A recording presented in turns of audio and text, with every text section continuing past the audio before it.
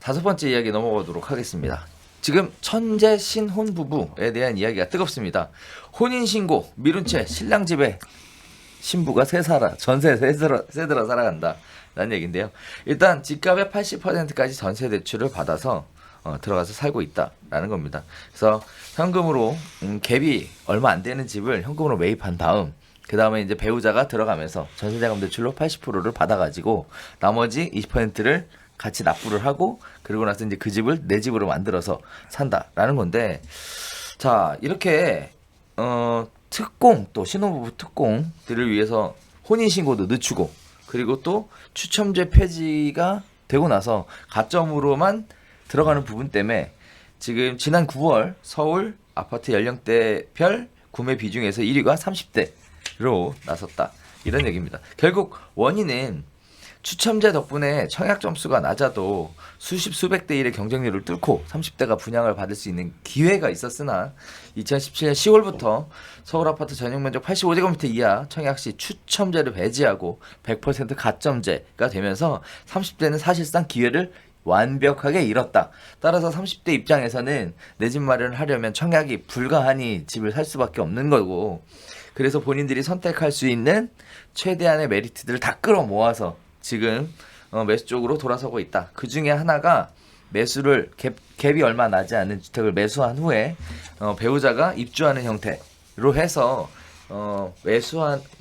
주택을 매수하는 시장에 끼어들어가고 있다라는 게 문제인 것 같은데, 이거 복합적인 문제 같아요. 일단은 내용 그러니까 자체는. 이게 이번 이 기사의 얘기는 천재 신혼부부라고 했는데 저도 네. 기가 막히다라고 네. 생각이 들었는데 뭐 생각해 보니까 우리 별별 수다 할 때 이런 얘기 많이 했었어. 했었어요. 많이. 왜냐하면 네. 매매로는 LTV 40%라서 네네. 5억이면 5, 4, 20 2억밖에 안 나오는데 그렇죠. 전세자금 대출은 전세가 4억이면 48 482 몰라. 얼마야? 48, 32. 네. 예.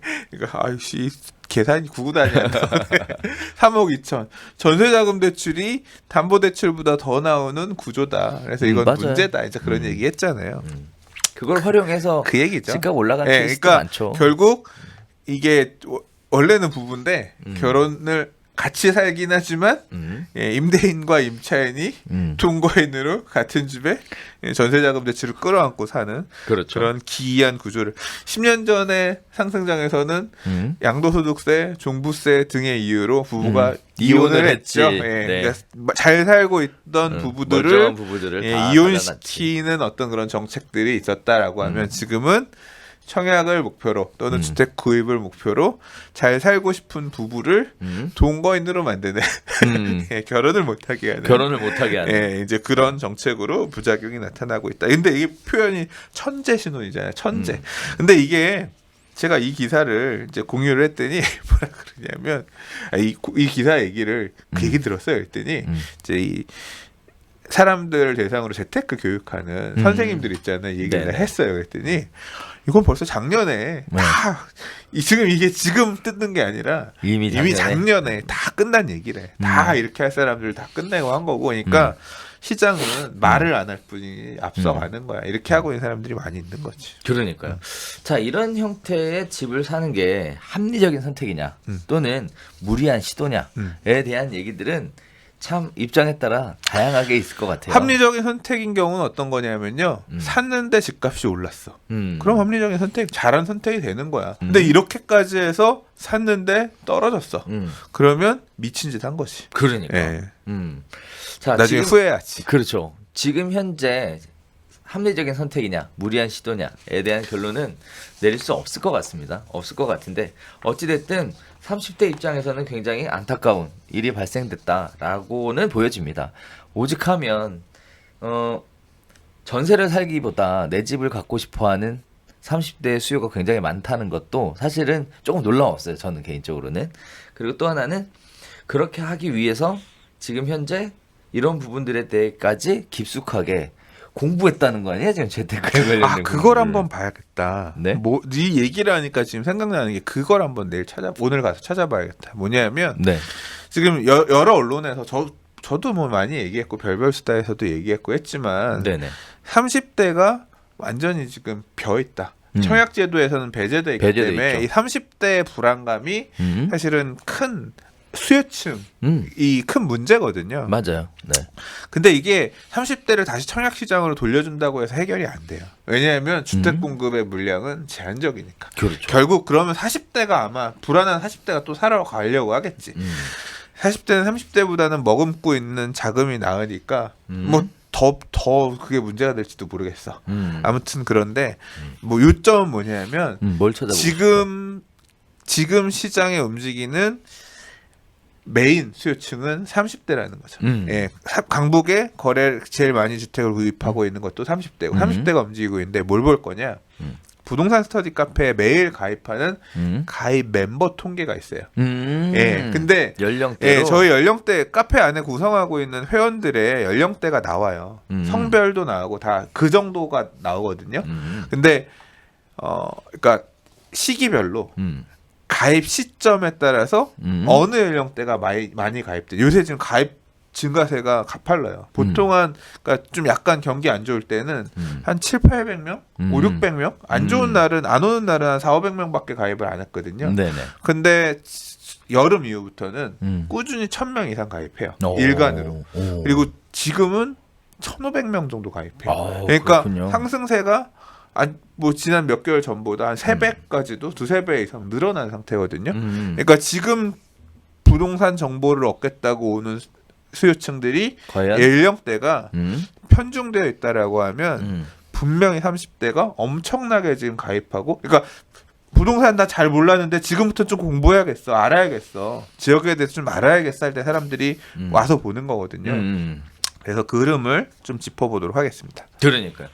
자, 그래서 30대 학습 효과가 지금 또 얘기가 나오고 있는 것 같은데, 아무튼 지금 이렇게 무리해서 집을 사는 것 자체를 추천드리진 않습니다. 뭐 청약에서 소외가 됐든 뭐가 됐든 뭐 사실 안타까운 마음은 같이 가지고 있는데, 이렇게 되면 지금 거의 70% 정도의 대출이라는 걸 끌고 가는, 그렇죠. 70% 정도의 대출을 끌고 가야 되는 상황이라서 지나치게 레버리지가 많이 들어가게 되면 그만큼 리스크도 굉장히 커지는 거라, 주택 구입 쪽으로 이렇게까지 무리하면서 들어가는 게 과연 옳은 방법이냐에 대해서는 저 개인적으로는 좀 무리한 접근이 아닌가라는 생각이 좀 드니까요. 아무튼 너무 서두르지 마시고 조금만 시간의 여유를 가지고 좀 보시면 어떠지 저는 않을까. 판단하지 않겠습니다. 그런 생각이 왜냐하면 들어요. 조심해야 돼. 그게 지금은 너무 비싼 것 같으니까 사지 말라고 했다가 이게 더 오르면 이게 사람들이 공포감 때문에 사는, 지금 누가 그 얘기를 해요. 화내면서 산다. 근데 그 다음에 마지막에 사는 사람은 울면서 사는 거거든요. 안 오를 거 알면서도 그냥 더는 내가 못 그러니까 지금 요번에 전세 갔어. 2년 뒤에 갔는데 올려달래? 더 올려 있어. 전세도. 그럼 이제 더는 안 되겠다. 사야 되는데 2년 전에 샀으면 차라리 지금보다 싸게 샀을 텐데 하면서 그때가 살 수도 있잖아. 근데 그 이후에 떨어져. 그럼 어떻게 돼? 거래 나왔는 거지 뭐. 그러니까 이게 네. 그래서 저는 지금 사라 말아라 이런 판단을 제가 조언을 드리진 않을게요. 조언을 드리진 못할 것 같고, 저는 진짜 그 말씀은 못 드릴 것 같고 잘 판단하셔서 결정하세요. 네. 자, 어느 정도 뭐 소장님처럼 생각할 수도 있고 저처럼 생각할 수도 있고 다양한 입장에 따라서 보는 시각이 다를 거라고 보여지는데, 어쨌든 대출을 너무 많이 받는 거는 좀 리스크한 거잖아요. 리스키한 거죠. 네. 그 부분에 대해서도 아니야? 저는 그래요? 여러분의 선택입니다. 네, 알겠습니다. 좋습니다. 저는 그렇게 시작했어. 나도 가진 게 없었기 때문에 네. 대출 이빠이로 시작했거든요. 저도 그랬어요. 네, 그랬기 때문에 네. 결국 기회를 잡을 수 있었거든. 근데 저는 니들은 하지 말을. 아니죠.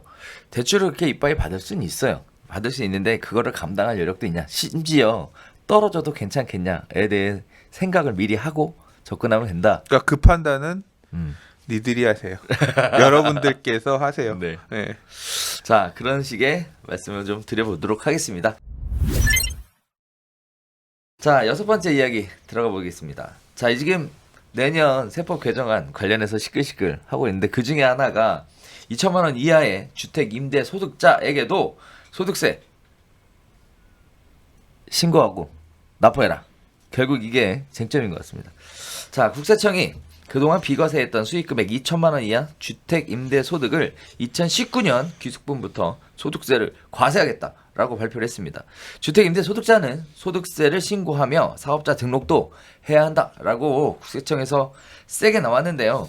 다만 연간 주택 임대 소득이 2천만 원 이하이면 납세자가 분리과세 또는 종합과세 둘 중에 하나를 선택할 수 있다라는 건데, 분리과세를 선택하게 되면 필요경비율 인정해주겠다, 기본공제 인정해주겠다라는 얘기고, 종합과세를 선택하면 이제 다 합산되는 거죠.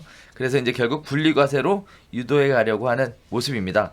국세청은 사업자 등록을 하지 않은 임대소득자에게 2020년부터 주택임대소득 수입을 0.2% 미등록 가산세로 추징할 예정이고요. 사업 개시일로부터 20일 내에 사업자 등록을 해야 하므로 올해 12월 31일 이전에 주택임대사업자 개시자는 2020년 1월 21일까지 꼭 사업자 등록을 신청을 해야 합니다. 이 외에 2주택 이상의 분들은 당연히 뭐 신청을 해야 되는 부분들이 있고요.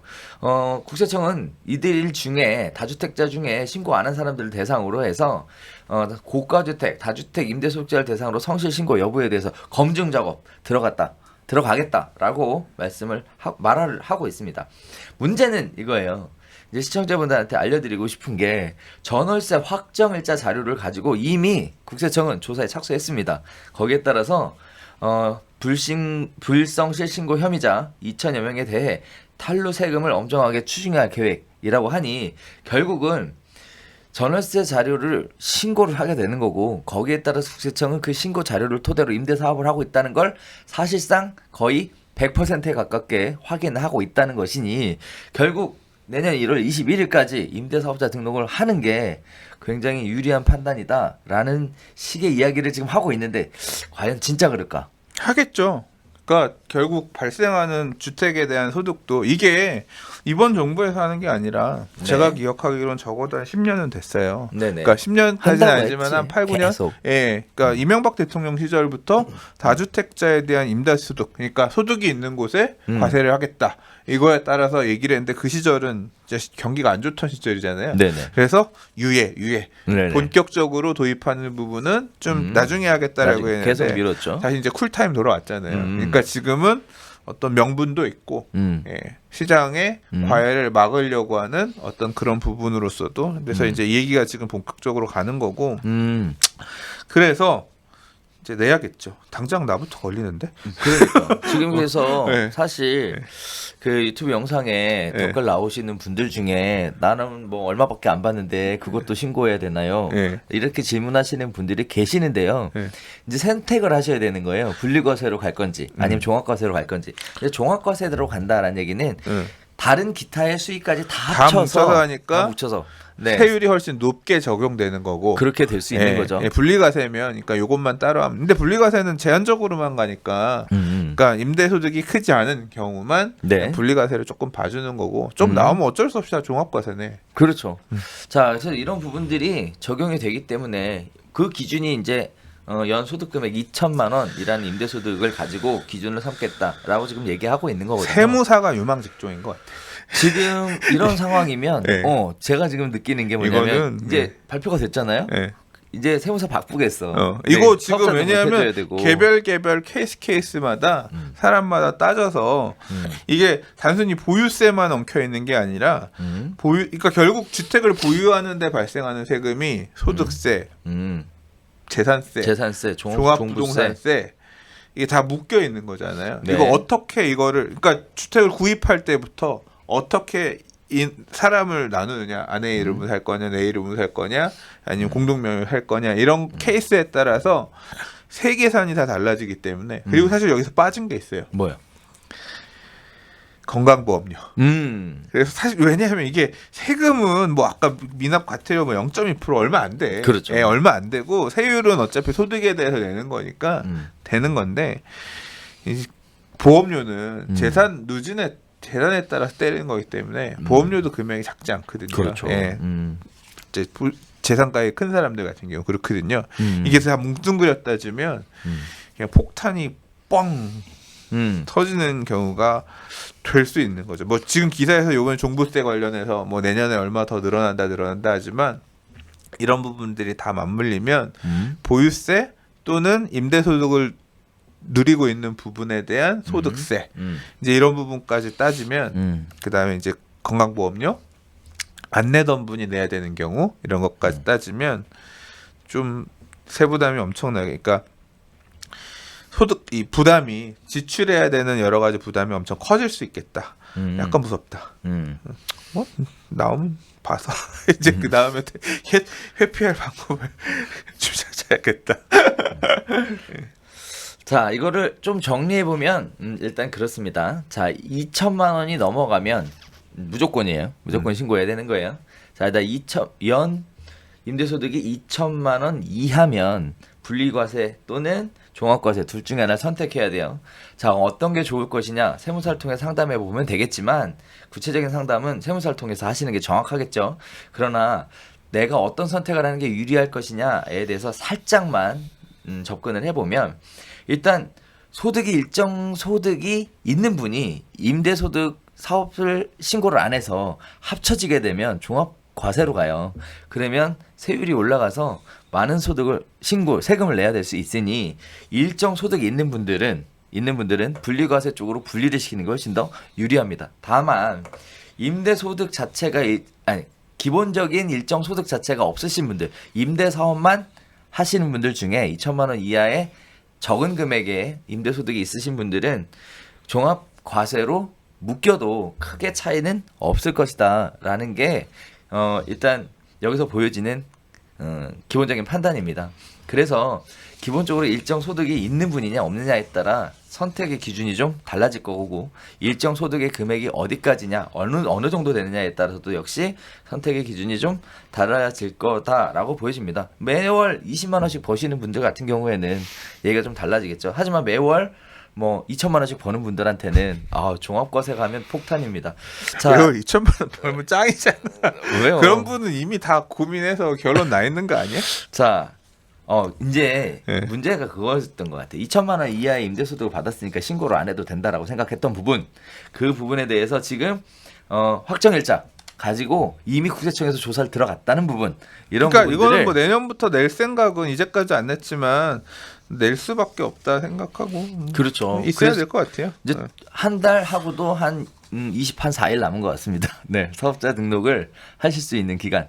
그러니까 기왕 낼 사업자 등록을 거면 안 내면 0.2%가 저 미등록 가산세가 있는 거고 그렇죠. 있을 거고요. 네네. 그리고 이제 이게 그러니까 이건 뭐 제가 전문 분야가 아니라서 말씀드리기 그런데 사업자 등록이 있고 그다음에 주택임대사업자가 있잖아요. 그러니까 있죠. 어떻게 등록할 여기서 지금 얘기하는 거는 아마 주택임대사업자까지 내라는 건 아닌 것 같고 사업자 등록을 해서 소득수익에 대해서 신고를 하라는 거고 그렇죠. 이제 네네. 주임사를 내면 못 파니까 만약에 음. 매도 계획 있는 사람은 그냥 사업자만 내고 주택임대사업자 등록하지 말고 이제 뭐 이제 그런 부분들까지 또 별개의 문제인 거죠. 예, 그렇죠? 너무 별개의 복잡해. 문제. 사업자 등록을 내면 그냥 일반 임대사업자를 낼 거냐, 아니면 주택 임대사업자를 낼 거냐. 근데 우리나라의 주택 소유 부분을 보니까 네네. 주택을 소유하고 있는 분들을 보니까 대부분이 1주택자예요. 그러니까 다주택자, 2주택 이상의 다주택자가 그렇게 많지 않아요. 그래서 실질적으로 이 부분 때문에 머리 아플 사람은 없다. 제한적일 것 같아요. 예. 강용호 소장님 같은 분이 저는 영향을 미칠 것 같아요. 그냥 내일 네. 생각해야죠. 자, 각각의 입장에 따라서 현명한 선택을 좀 하셔야 될 때입니다. 구체적인 내용은 세무사 통해서 한번 상담해 보시길 바라면서 판단에 대한 개괄적인 결론은 말씀을 드렸으니까 그 기준에 맞춰서 한번 꼼꼼히 따져보시기를 바라겠습니다. 자, 7번째 소식 전해드리도록 하겠습니다. 용산 드디어 다시 나나. 자, 지금 용산국제업무지구 무산 법적 분쟁에 마침표를 찍었다. 그래서 개발에 속도를 낼 수 있냐? 라는 이야기를 가지고 이야기 나눠보도록 하겠습니다. 자, 용산국제업무지구 개발 사업이 용산역 일대 56만 제곱미터를 국제업무지구로 상업지로 조성하겠다라고 해서 2006년부터 사업이 추진이 되었는데요. 31조 원이 들어가는 대형 사업이라고 합니다. 2007년 코레일에서 드림허브 PFV를 민간 사업자로 선정하고 사업 협약을 맺으면서 사업이 시작이 됐는데 2008년 금융위기를 닥치면서 자금 조달 문제를 겪게 됐고 결국 2013년 사업이 무산됐습니다.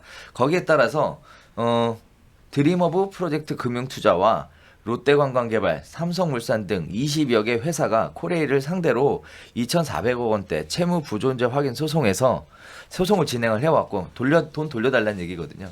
거기에 따라서 코레일에 손을 들어줬다. 결국 코레일에서 그 부분에 대해 전부 코레일의 잘못은 없다. 거기에 따라서 계약한 내용을 지키지 못한 드림오브 프로젝트 금융투자 및 건설회사에서 책임을 져라. 이렇게 판결이 최종 난 것으로 대법원 판결이죠. 결정이 됐습니다. 자, 이제 이렇게 되면 그동안 답보 상태에 있던 용산개발이 다시 활성화되는가에 대한 기대 심리가 좀 있을 것 같은데요. 문제는 해당 부지를 개발하기 위한 후속 계획이 아직 가시화되고 있지 않다고 합니다. 이유는 서울집값이 무섭게 상승함에 따라 대형 개발 사업을 섣불리 추진하다가는 지난번 박원순 시장의 서울 용산 통합개발 얘기 나오고 나서 여의도 용산 통합개발 얘기 나오고 나서 집값이 폭등한 바가 있어서 그런 부분들 때문에 지금 현재 조용 하고 있는 상황인 것 같고요. 용산 정비창 개발 가이드라인을 마련하는 용역을 지난해 6월부터 서울시가 진행하고 있어서 이런 부분들이 만들어져야 그 다음이 진행이 될 수 있는 부분들이 있어 조심스럽게 접근하고 있는 모습 보여주고 있는데 일단 용산국제업무지구 관련해서 이 사업이 가장 큰 사업이죠. 네. 용산 국제업무단지 개발 사업이에요. 이게 그러니까 용산 안에서 가장 큰 사업이죠. 그러니까 여기에 대한 기대도 굉장히 많고 용산이 사실은 얘가 대마 아닌가요? 가자. 우리 집 그래야 올라. 얘가 대마잖아요. 얘가 와, 근데 미치겠다. 2005년도에 첫 집 살 때 네. 용산 국제업무지구 이 용산 정비창 부지 이런 거 보고 막 네네. 그랬거든요. 그러니까 예. 저도 설레이더라고 이거 개발 물론 청사진 보니까 사고 나서 막 본격적으로 뜨면서 기대감이 네네. 생겼지만 맞아요. 근데 내가 주택을 첫 집을 산 게 2005년인데 네네. 2019년인데 네네. 이러고 있으니 환장하겠죠. 네. 네. 그냥 용산 구민 입장에서 잘 됐으면 좋겠는데 용산구에 오래 살았던 입장에서 뭐 되면 좋고 아니면 말고. 야. 이게 서울시가 굉장히 큰 키를 쥐고 있는 사업입니다. 네네. 근데 서울시가 안 하겠다고 하면 그러니까 땅 주인은 코레일인데 아까 인허가권 뭐다? 서울시가 굉장히 큰 키를 쥐고 있고 지난 텀에서도 오세훈 서울시장이 뭐 여기 용산 국제업무지 개발하는 과정에서 네네. 서부이촌동을 포함해서 맞아. 수용해서 해라 이러면서 이제 사실 사업이 굉장히 늦어지고 수용돼야 되는 토지에 있는 주민들은 갈렸거든요. 네네. 수용을 희망한다. 아니다. 왜 우리가 수용돼야 되냐 이거 갖고 그러면서 이제 또 골든 타임 놓치고 금융위고 위기 오고 이러면서 되게 힘들어졌거든요. 물론 뭐 어떤 하나가 주된 원인이다라고 할 수는 없습니다만 이번 텀에서도 결국 다시 가려면 서울시의 의지가 중요한데 우리 이 박원순 시장님의 어떤 방향은 명쾌하잖아요. 주고자 하는 주시는 시그널은 명쾌하잖아. 아이쿠 내가 이거 네. 아니 그러니까 내가 이거 작년에 이제 용산 개발 얘기 나오고 나서 여의도 개발 얘기가 나오고 나서 네네. 부동산 가격이 뜨거워지는 모양새를 보니까 아이코 내가 잘못 발을 디뎠구나. 딱 그 이후에 노선 확실하게 정해주고 계시잖아요. 그렇죠. 개발 부집값 불안 안 돼. 절대 안 예, 되죠. 뭐 네. 지금 재건축 네. 인가 허가 차이가 뭐라고요? 네. 네. 허가는 뭐가 필요하다고? 허가 요건을 갖추면 되죠. 인가는 네. 뭐가 필요하다고? 결정권자의 재량권이 재량권. 있죠. 지금 그 재량권을 계속 유지하실 것 같기 때문에 네. 저는 그냥 되면 좋은 건데 안 되면 뭐 될 때까지 네. 기다리면 된다. 뭐 이런 마음으로 기다리며 살고 있어요.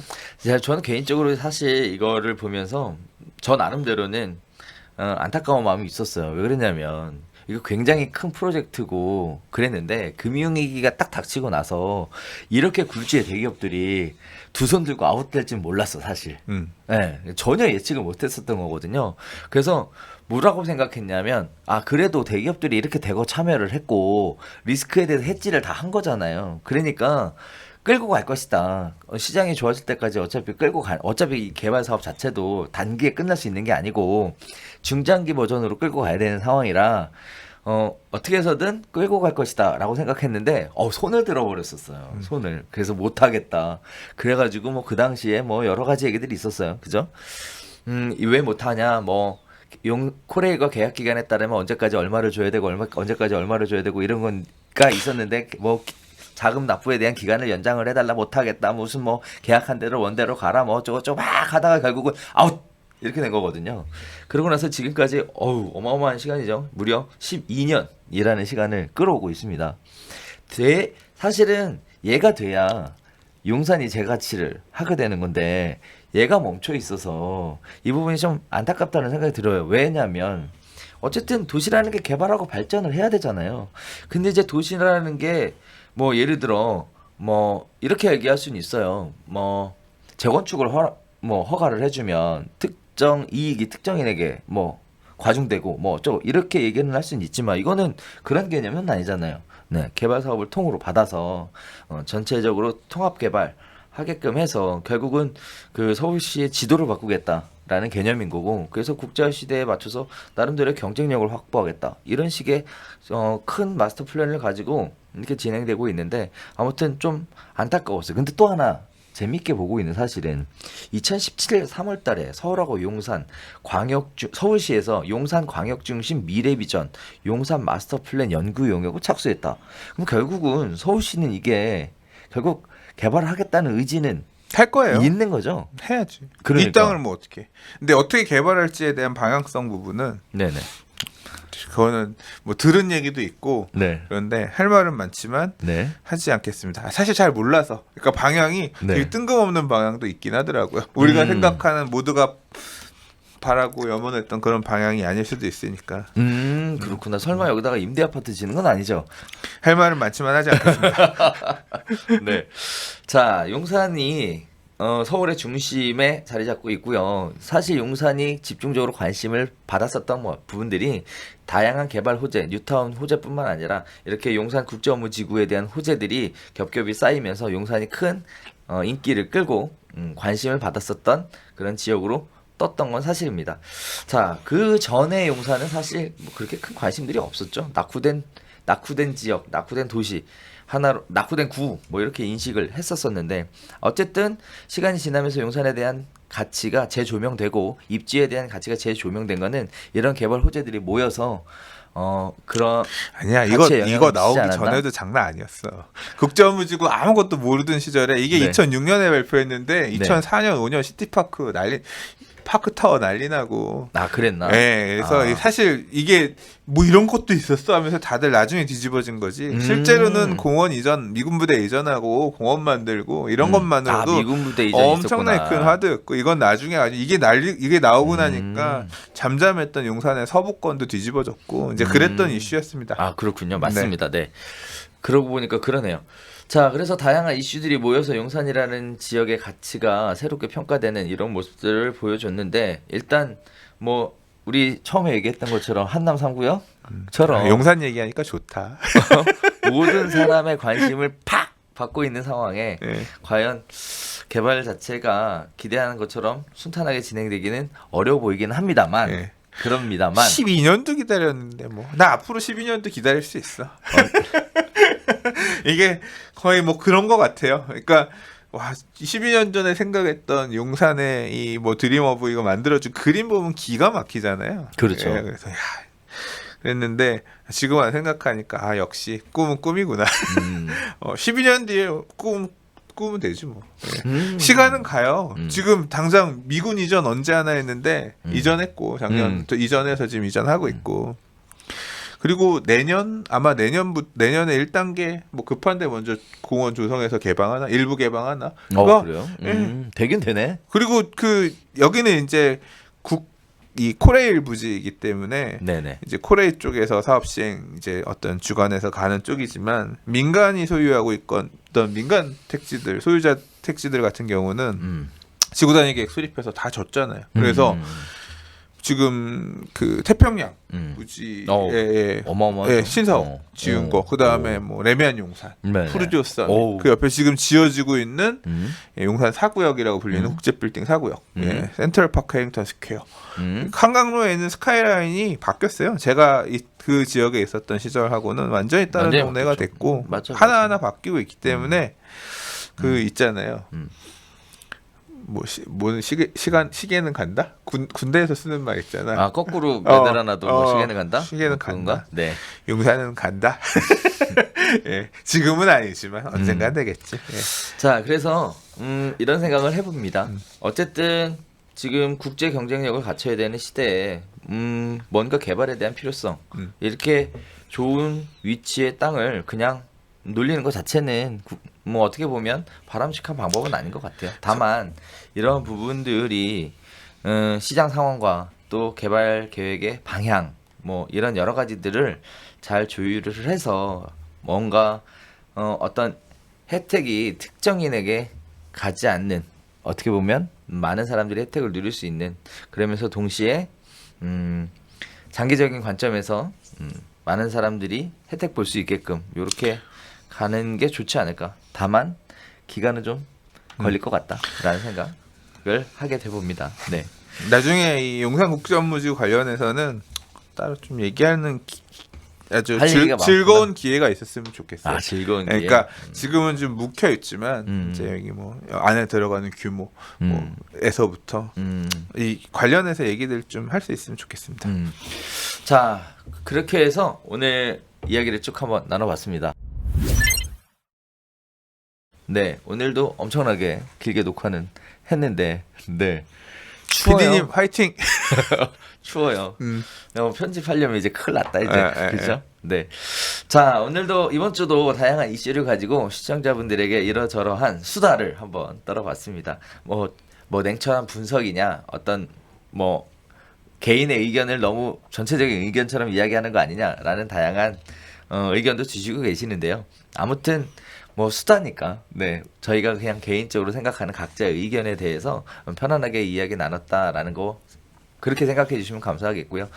이렇게 얘기했었던 이유 중에 하나가 이제 과거에 이제 이런 식의 유사한 경험들을 가지고, 처음 부동산을 배워보고자 또는 알아가고자 하시는 분들에게 도움을 드리고자 이렇게 진행하는 내용이니까, 내용이 괜찮았다라고 생각되시면 좋아요하고 구독하기 눌러주시고 알림 설정까지 해주시면 더욱 감사하겠습니다. 자, 저희가 준비한 소식은 여기서 인사드리도록 하겠고요. 저희는 다음 주에 새로운 소식 가지고 다시 찾아뵙도록 하겠습니다. 감사합니다.